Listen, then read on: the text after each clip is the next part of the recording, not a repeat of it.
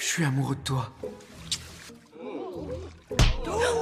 Je voudrais juste m'excuser à nouveau. Je me suis comporté comme un idiot. Est-ce que tu veux bien essayer, s'il te plaît? Bien, je te pardonne. Désolée, mon petit ami m'a invité à dîner. Petit ami.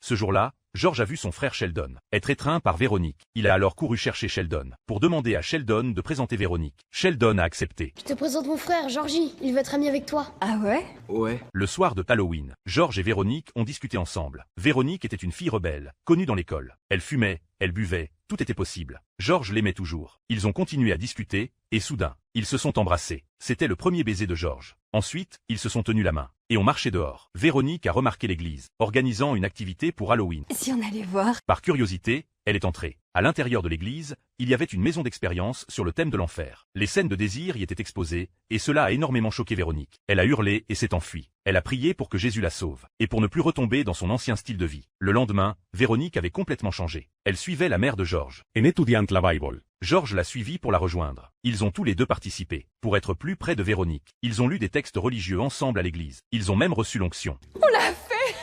Je suis tellement heureuse. Je suis amoureux de toi.